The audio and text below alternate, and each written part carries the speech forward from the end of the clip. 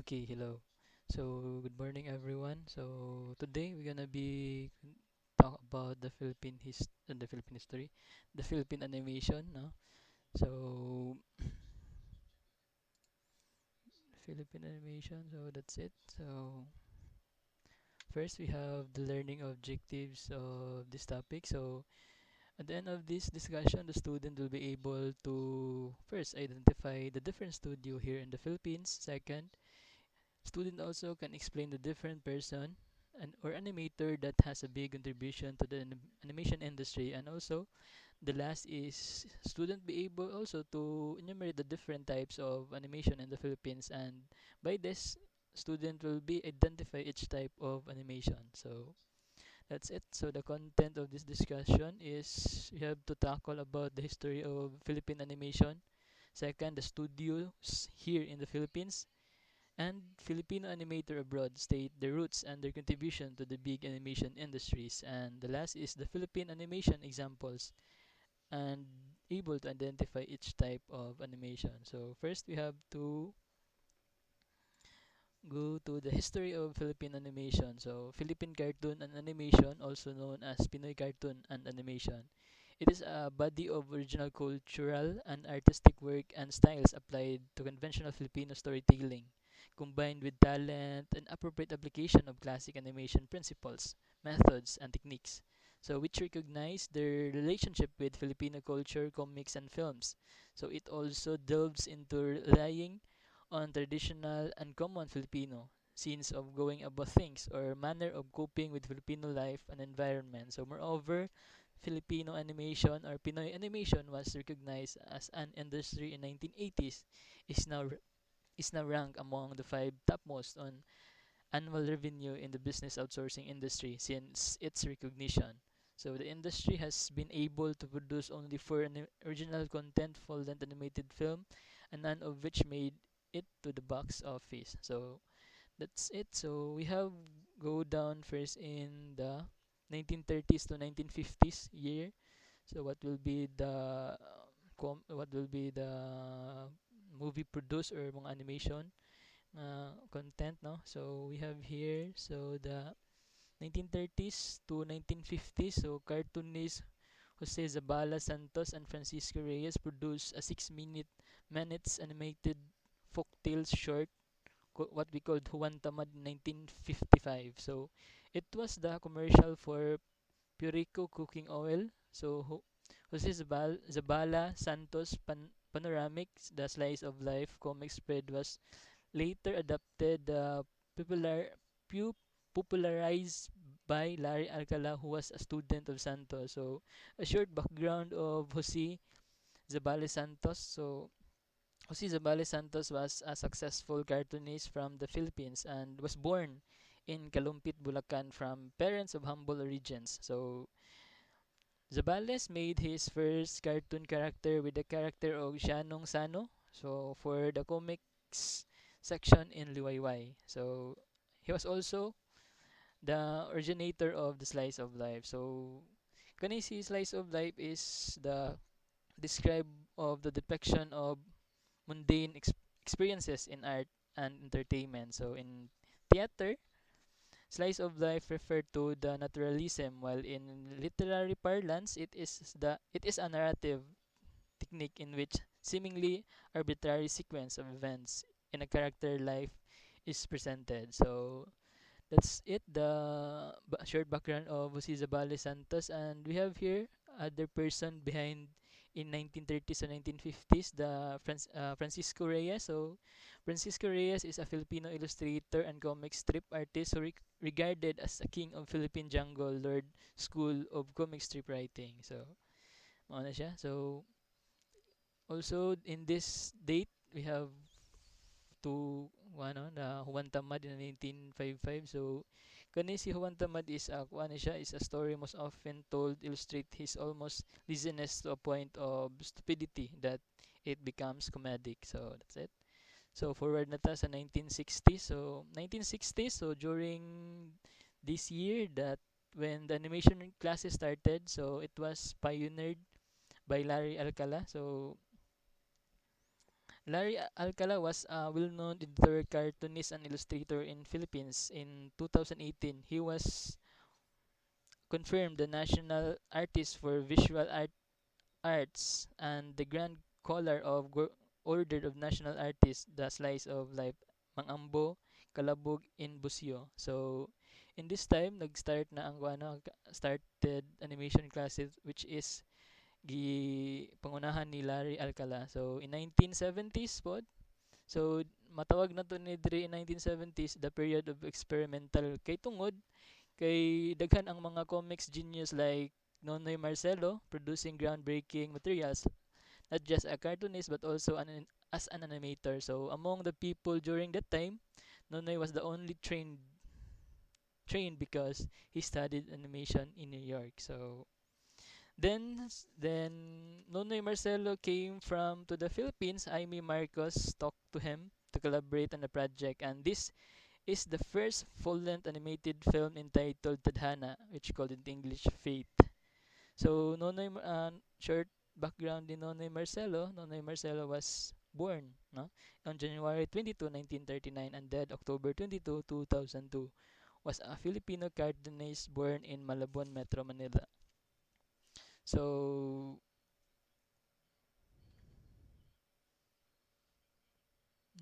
okay, so the 1980s. So in 1970s, ano to? In 1970s. So 1970s, creates a character nga Ikabod Bubuet, literally Ikabod the small rodent or Ikabod small mouse, no? So mo na siya ang nahitabo pag 1970s. So in 1980s, we have here diri na nag-start ang mga establishment of the Philippine as animators outsourcing industry company or industry like Burbank Animation Inc., the Optifex, the Tayo Films 1986, the Phil Cartoon Inc., the Pasay Tokyo Animated Production, the Rainbow Animation. So as you observe na ay mga logos ni diri no in in every one in every company. If interested mo nga mo kuan, just search lang tas dali sad mo makita ka na may logo provided, no? Then in 1980s, according to Tito Romero, so one of the animator animation director or animator, one usa na tok advantage is the our westernized culture. Because of this, we are knowledgeable in new sense and the humor of the Americans. So the second, ang kaduha is the wala tay language barrier because maka-speak man tag English. Man siya ang advantage nga kuan.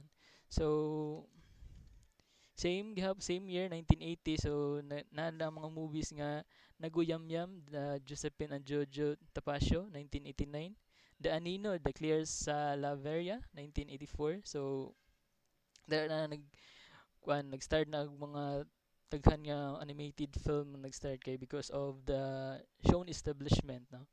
So Jerry Garcia, director animator, started his career the movie industry as a scriptwriter and then moved on to special effect. After that, he formed a team and made Panday. So in this year, no, 1980s, so nag-create si Gary Garcia of Panday. Then the success of Panday lead to the new movie what we call the Captain Barbell and Darna. So mo na siya. So ang una gyud nga movie, a full series ni siya, din a full length series movie is Panday, and the next is the Captain Barbell and one. So we have here also the Criminal Nonoy Fruto, the 1984, and Hari Alcazaren Brothers 1982, and Huling Trip Alcazaren Brothers 1982. So this movie, ironically, it was during the Marcos time that there were more political theme films. So this series of animation shorts that they really had their craft growing during this time. So there's something about being repressed or repression that makes they look for another native. So in this spot, according to Roxley, the indie filmmaker and animator, no, it all about indie movement kuno ang cinema before. Like there were many filmmaker working on their own experimental film that was the same time quickly doubled in experimental animation, where nag-encouraged to make their own animation short in order to compete. So in this time po daghan ang mga experimental person nga nag-create og story or animation in order to compete, no? nag Nag-compete sila ba. Then we have Maayo Hernandez, a video animation producer and director. So in this pod, si Maayo Hernandez is the focus on animation for our advertising kay tungod mao man siya ang continuing demand of the enough market or have enough budget, no? Then they tried to show that some of the major requirements or contribution of the kanang animation industry is done daw locally, kanang makaya ra nato locally ba na dili make og international nga nga some of the movie makreate ra here in the Philippines nga without any of the use of different kinds of like computer and mga machines ba. Kay we are in 1980s po the other what we call the other kanang equipments or materials dili pa kay develop, no? So, kay 1980s pa gyud na from 1980s, so that's it. Then we have to move to 1990s. We matawag din nato og golden age of animation industry. So the smaller studios came from Burbank and Artifacts, though daghan ang mga nitubo diri nga mga studios in 1990s, but ang the most prominent of all is kani si Phil Cartoon, because they conducted in-house training where the teacher came right from Disney, no? And that contributed in the development of Philippine animation industry. So in 1990s no natay nag-start na diri ang na mga studios, pero ang most prominent ang Phil Carton kinaami sila teacher nga si na nag-came from Disney. Kaya gud na siya mga bagtik na kayo. Then move to 2000 and present, animation continue to grow. So aside from providing foreign studio content, Filipino animation professionals have also contributed to the development of animation outside the country. Local studios have pop up not just in Manila but also in the key cities like example Cebu, Bacolod, Naga City and Iloilo City. So it's so very kanang kung sa Tagalog pa makataba ng puso kay appeal ang Cebu. So one of the growing industry in animation, but appeal ang Cebu, Bacolod, Naga City and Iloilo. So to meet the growing local and global demand for more Filipino animator, training centers, university, and colleges started offering courses in animation. So, according to Binji Marasigan, in their time, there are only two universities offering the degree of animation, the Ateneo de Naga and the College of St. Benilde.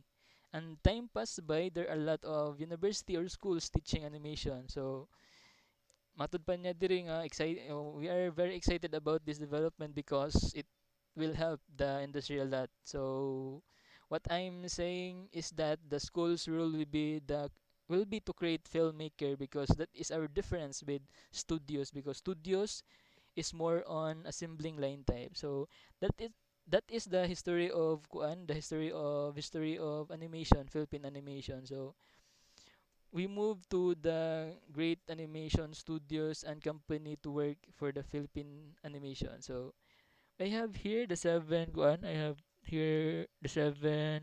animation studios here in the Philippines. So first is the animation outsource, the Snapple Animation, ASI Studio, the Nine Lives Animation, Top Draw, MD Studio, and Sinag. So Filipino has been working behind many great animated creation published across the world, from American to Japanese animated movies and series. Then Filipino had without a doubt left a footprint of skills and talent in the industry. The Filipino pursuit of the art and digital media lead to the creation of many animation studios, firms, and companies. Then the country with the mission of showcasing the talent of Filipino artists in all form of animation. So we have here the first one is the animation outsource. No, this is one of the animation studio in the Philippines or in our country. So by definition, animation outsource is a company which promote itself more towards clients outside of the Philippines. However, the team behind animation outsource is definitely, if not all, the majority of them are Filipino animators. So due to the prevalent promotion of animation outsource of Filipinos' great contribution in the animation industry and competitive rates available in the country. So this is one of the example, no, animation outsources. The second is the Snapple Animation. So it is a UK-based company with its 3D and 2D animation studio located in the Philippines and mainly manned by Philippine Philippines and Philippines and Filipino animator rather. So Snapple Animation is a studio production which give importance to the three components which derives their company forward, which is first is the people behind their works, second the process of planning, executing and finishing the output, and the last is the technology and infrastructure which aid the people on effectivity and efficiently succeeding in the task at hand. So mao na siya ang ikaduha nga studios here in the Philippines. So the next is the ASI Studio. So ASI Studio is a full-service animation studio based in Manila. The studio was born of a collaboration between the Manila-based Synergy 88 group of Singapore's August Media Holdings. So ASI Studio is na sila estimated 130 highly trained artists and technicians, no, specialized on long format of 2D animation. Then they are all utilize industry standard application like Thumb, Boom, Harmony, and the Adobe Flash to achieve and exceed the output expected by the artist. So muna siya na sa mga different contribution, no, in different studios. So muna siya ang contribution ni Juan. Mag-create sila og 2D animation. Then we have the Nine Lives animation, which is the fourth, no, the fourth example. So a Nine Lives animation studio is a full service animation and graphic design company capable of providing high quality 2D digital animation. So the comics and manga. So when we say comics and manga, na siya difference. So the difference between this is if we say manga, the feature of the vision of a single mangaka or a team, while on comics are published or as run or separate narrative arcs that permit different creative terms to work with their own interpretation of the character. So also the assist animation, the Flash 2 3D, the SG animation, the illustration, concept design, and more. So the company specialize in Japanese animation production, pipeline, and technology, which make us the only company that produce quality anime production shows for outsourcing in the country. So Nine Lives Animation is one of the one of the studios that can produce highly quality animation, 3D animation and many more nga makaproduce nila by the company and by the person behind of these studios. So we have the fifth example of animation studio. We have here the Top Draw Animation. So by definition, a Top Draw Animation is a Filipino animation company which expertise lies on 2D animation and has a long history dating back to 1999. So nataon ko ani kay 1999 mong ko. Then ever since its foundation, Top Draw steadily grow its company in all aspect and now it is reported to be producing 250 hours worth of 2D animated output in a yearly basis. So Top Draw Studio is focusing only on 2D animation. Kasi observe mga makaproduce sila og 2D animation but maybe na nila sila mga lain ma-produce wala lang ta nakabaw. So based on the article, a 2D animation, Top Draw is more on 2D rather kumpara na sa Nine Lives kay daghan silang ma-produce, no, like 2D 3D or mga comics or mga manga. Then we have here the CMD Studio, the second to the last example of studio in the Philippines, no? S- se- the CMD studio had a plethora of experience in working with AA companies and cooperative across the globe. So AA companies is kuan ni sila, ang AA is the highest possible rating that may be assigned to an issuer's bonds by any of the major credit ratings agency. So the CMD studios often services which are categorized into three fields, namely digital illustration, animation, and game concept. So mao na siya ang the CMD animation. So lot of kuan sad, no, mag-create sila, makaproduce sila og mga digital illustration, mga different kind of animation and different kind of game concept, mga game concept. Then we have the last animation studio here in the Philippines, from the word Sinag Animation Studio. Filipino gid siya nga kuan, created, titled, no, a studio, no.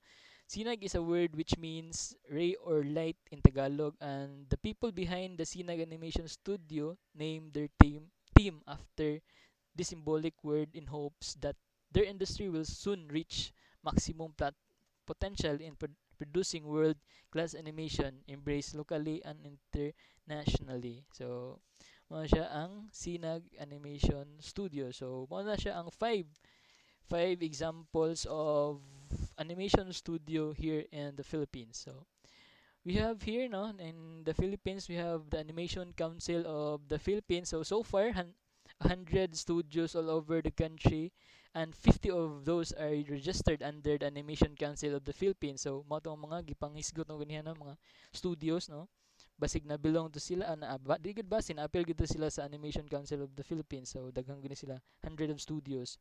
Then are estimated na 10,000, not 10,000 artists in the industry right now in the animation. We na-divide na sila sa first animator, the background artist, the graphic artist, the digital painters, and many more, no. Then Animation Council of the Philippines na sila first project, no, the Anime Explosion, which dated back in 2000, and their used have Filipino Animation Festa 2001.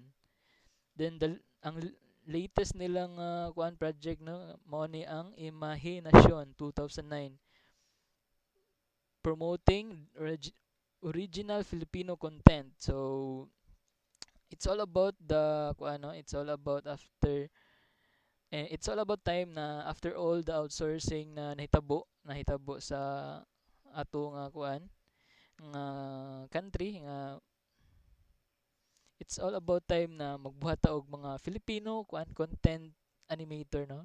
Maka-proud sa na siya na paggawa ng sariling atin ba, man siya. Then we have here the Animation Council of the Philippines. We have Animation Council of the Philippines have three main objectives. So first is to promote the business side, which is the outsourcing side. So the second is the educational side, which means teaching animation in industry-based animation to schools or training center. Then the last is is the production of original Filipino content.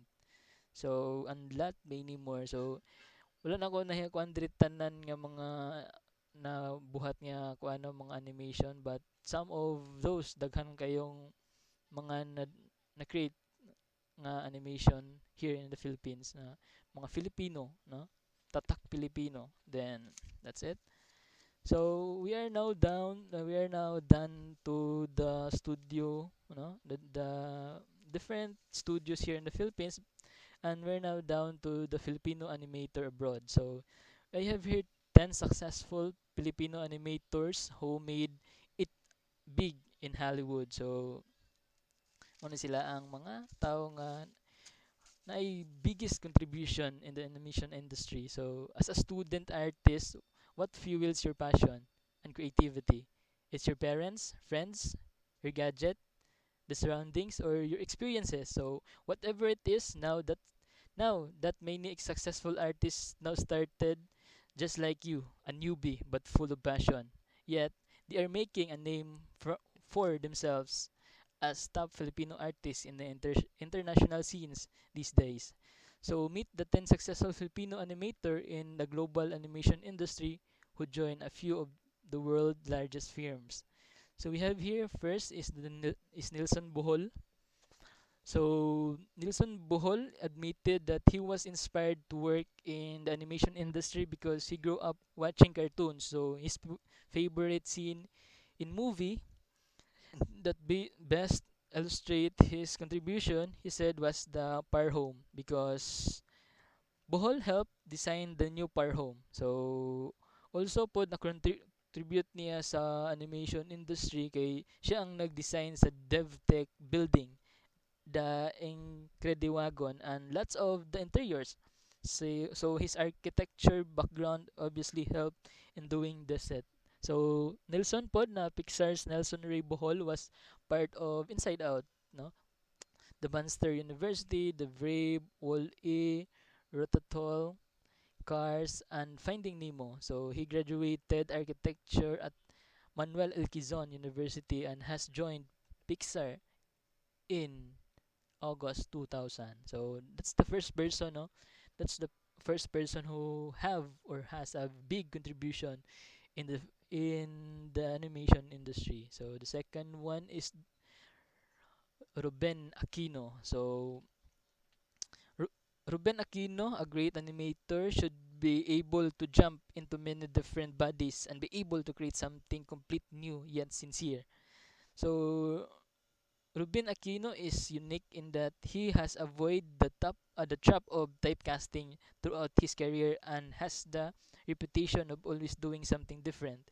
Then he also a very hardworking person and a very work effort as well as the ability to connect with many different types of character and give assignment of his all. Then Aquino also did the main ugly sea witch Ursula in The Little Mermaid, yet he also animated the story, but at first immature adult Simba's coming of age and triumphs.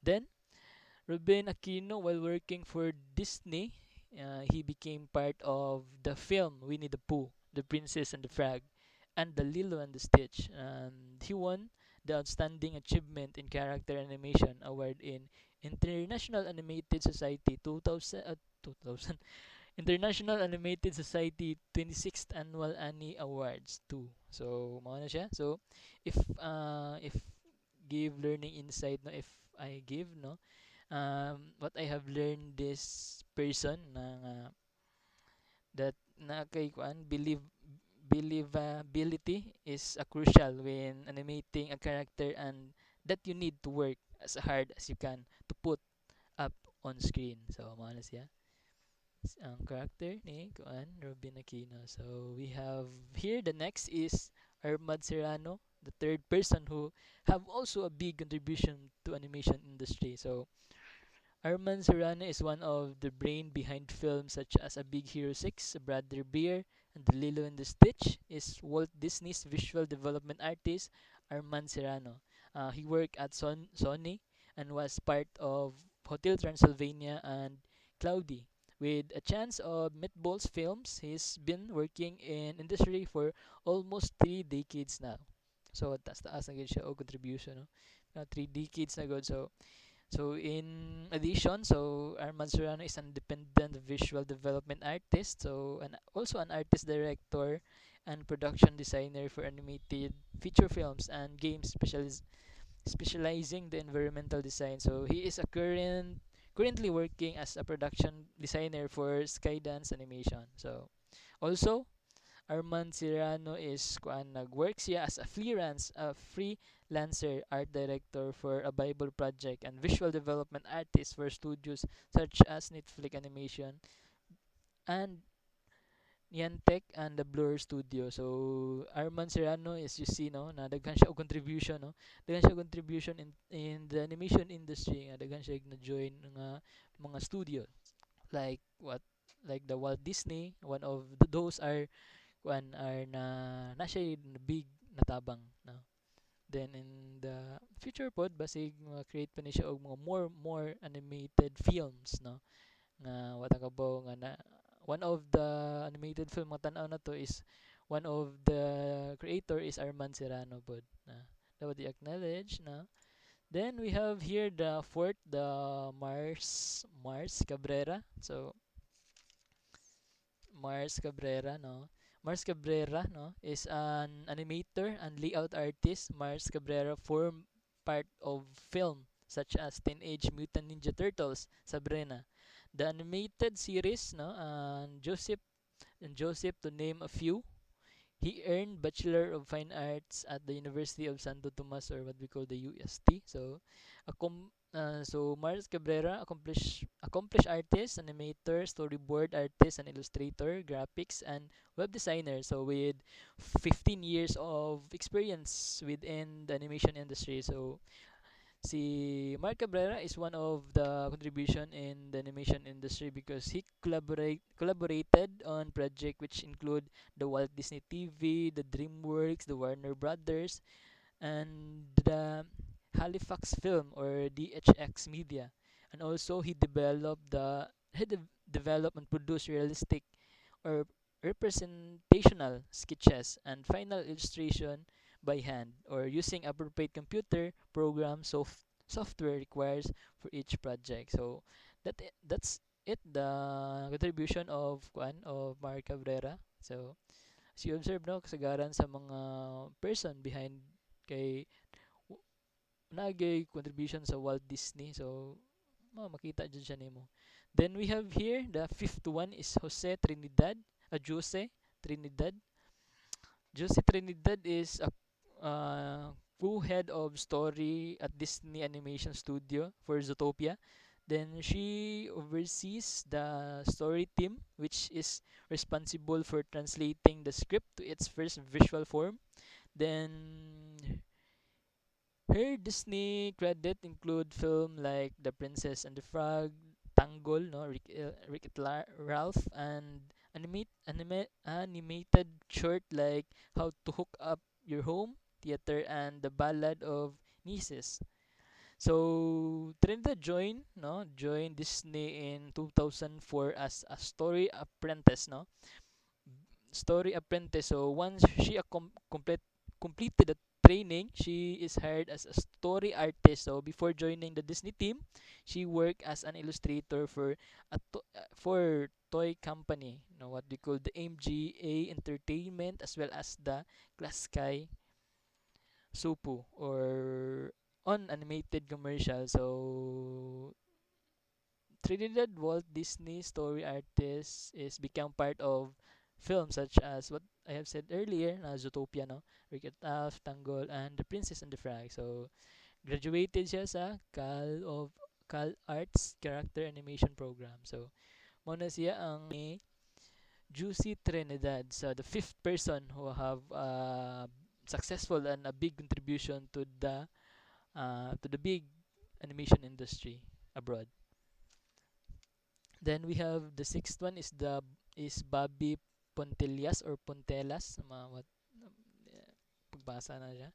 So Bobby Pontellas is a Filipino American director and artist who has worked in the animation and games industry as an animator, then a character designer, art director, and director for such studios as Disney, Taiko, Blue Skies, Aranetanet, and more. No, so Zootopia, on other hand, is the most recent work for Bobby Pontellas, a character designer and animator at Walt Disney Animation Studio. Likewise, he has shown his skills in the films Frozen, no? Appeal ni siya sa one of the kuan sa di appeal ni siya sa Frozen nga movie, The Big Hero 6, Wreck-It Alf, Rio, and The Ice Age 4.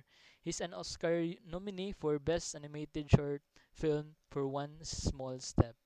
Ano siya ang contribution ni Bobby Pontellas. So, daghan jud og contribution. So, more or kuan daghang mga na-contribute sa in word of and in animation industry. So the next is Virginia Cruz Santos, no? Virginia Cruz Santos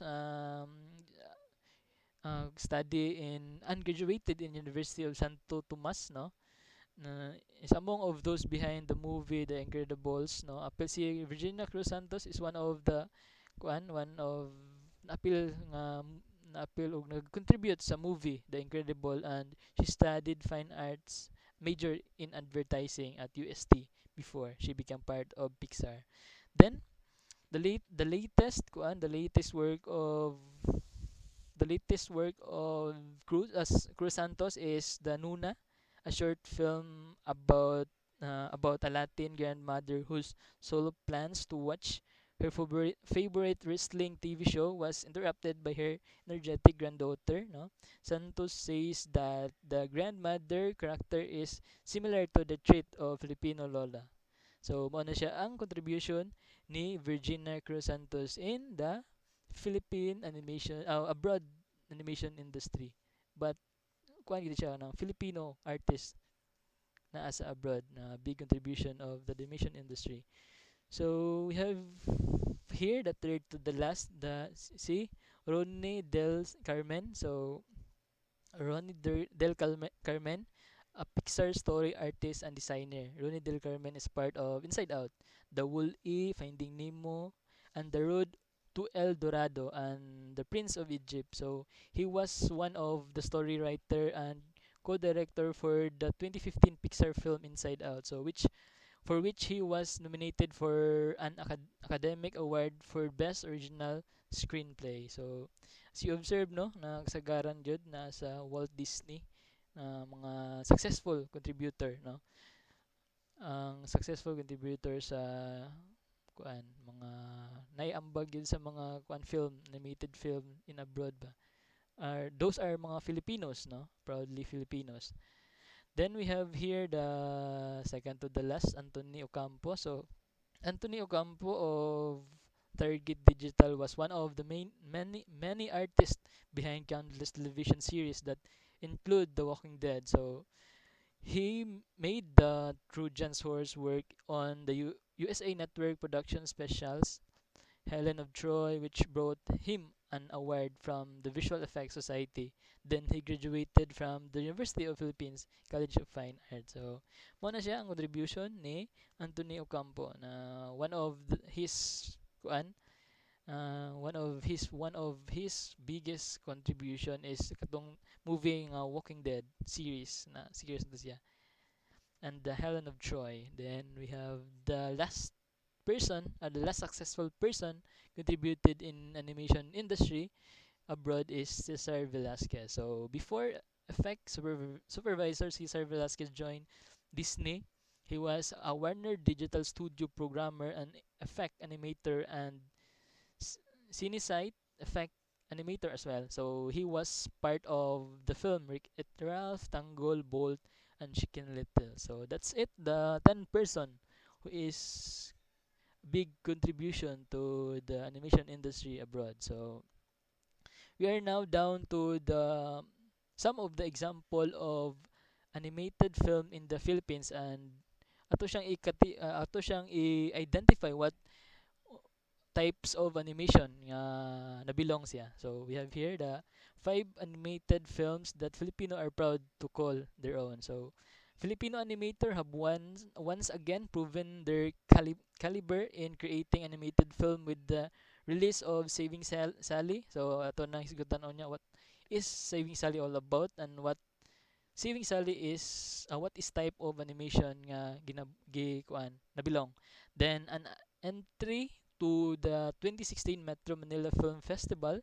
But before the success of this masterpiece on the big screen, local talent produced animated movies that wow, the moviegoer in the past. So I have here five, no, five lang ka animated films. I know lot of animated films created in the Philippines, but focus lang ta sa mga latest, mga most ba, or mga well-known animated films. So we have here Ibong Adarna, the 1997. So Ibong Adarna is based on the famous local epic about a mythical bird and the three princes. So these local animated movies feature the voices of famous actors and singers. These includes Regine Velasquez, Martin Rivera, Marvin Agustin, and Jelena Magdangal, who gave voice to the magical bird. So Jerry Garcia is the pioneer of Pinoy animation, was the writer and the director of the film. Ibong Adarna awarded as the first full-length Pinoy animated film. Adarna adapted the story of folklore and turned it into cartoon. So it took animators plenty of time to finish the voice recording, drawing, the storyboard as part of the cell animation technique. So there wasn't enough money to produce an animation too during Adarna's release. So the producer had a hard time financing the entire production of the film. So as you observe, no, Ibong Adarna is nabilong siya sa traditional animation, no? Nabilong siya sa traditional animation because nagamit na siya og kuan na ang gigamit niya nga technique ng cell animation ba tong murag siya i-hand drawn mo na siya hand drawn nga kuan para ng pag digital ba traditional drawing mo na siya nabilong siya sa traditional type of animation because nag-use siya sa cell animation technique. So that's it. Ibong Adarna belong to traditional animation. So the second one is the Orduha 2008. So this 100-minute film showed the life of struggles of Princess Urduha, a warrior princess in Pangasinan. Actor, actors Regine Velasquez, Cesar Montano, Edie Garcia, and Delgado, and also Jay Manalo form the cast, giving voices to the lead character. No, in the story, no, the Princess Urduha is the only daughter of Tawilise tribes chieftain Lakanpati. He wants her to marry si Makwil, someone he dislikes. Instead, Urduha fall in love with Limhang, stronger, who's escaped from the wrath of Wang and hide in Tawilisis place. So Limhang, kindness and good deeds won the tribe to respect. The tribe bravely fought against Wang. So Urduha is a product of teamwork among a group of Filipino animator who use the traditional animation process of hand drawing. So si Urduha pod is Urduha animated film is one of the traditional animation, no, type or process because hand drawing ra gyud siya, hand drawing without the use of digital technology, hand drawing ra gyud siya. So as you observe, no, if one of the artists created film or animated movie, mas dugay ang process kay sa traditional process kay wala mo siya kuan i-draw ra siya ba manual gyud without the use of kuan like 3D or 2D nag-use man na computer but it takes a long process pod and arduous time, no, to create a certain film or animated movie or series, no. Then we have here the third example of the Philippine animated or film, no, the Dayo sa mundo ng Elementalia 2008. So this movie showed the adventure of an 11-year-old boy as he attempt to rescue his kidnapped grandparents. So his quest lead him to a magical land called Elementalia, so which housed popular local creator of mythology such as Capre, Aswang, and Tigbalang. So Dayo starred voice actor Nash Aguas, Michael V, and Trina Ligaspe. So a mix of ang kaning ang kaning Dayo o sa mundo ng Elementalia, it is a mix of traditional and 3D animation, no, na a film became the country first all digital full-length animated feature over 500 animator works on 2D animation of the character and the 3D animation of the scene's backdrop. So combined ni siya na daghan siya nga ang dayo sa mundo ng elemento combined na siya appeal ang traditional 3D ug ang 2D animation. So nabilong siya sa three types of animation, no. Bilong siya 3D, the traditional, no, na traditional includes ang pagdrawing guro na pag hand cell animation and 3D pod nabilong siya sa 3D ug 2D animation. So tulo siya nabilong sa types of animation ang Dayo sa mundo ng Elementalia 2018. So that's it. So the fourth one is the RPG, the Metron share the story of young online gaming fan named Nico. So every time Nico play Ano on MMORPG, he turns into an unpredictable wanderer equipped with a magic yo-yo and startling agility. So the film used the voice of Sijan Hilia, Aga Mulak, Mika De La Cruz, and Vong Navarro, and Eugene Domingo. So this movie became the first full-length 3D animated film in the Philippines. So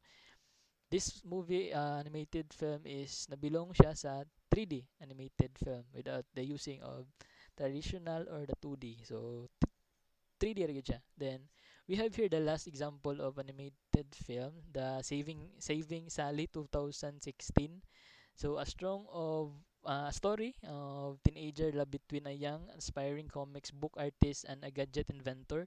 So Saving Sally depicts a Manila street of mind in Marty's world. In here, huge animated monster the street of Manila while tackling the character yearning and the country's current rampant issues. So Enzo Marcos give life to Marty's role while Ian Ramos played Sally. So behind the nice story, the visual and of Saving Sally hides the entire staff and cast struggles, struggles. It is perhaps the toughest in the list because the film took a decade before it finally reached the cinema. So it ran out of funds, faced problem with the initial casting, and endured arduous editing work. So but it's worth it, the long wait. So si Saving Sally 2016 is one of the great artwork no nga nagamit siya og mix 2D animation with a live actor. So nabilong siya sa 2D animation. So that's it. So you may ask no how one does make an animation. Then that would be also thank you. And then always remember that making animation isn't so hard, and all you need is patient time and make a whole of lot of fun. And you're on your way to making your very own animation. So that would be all. Thank you.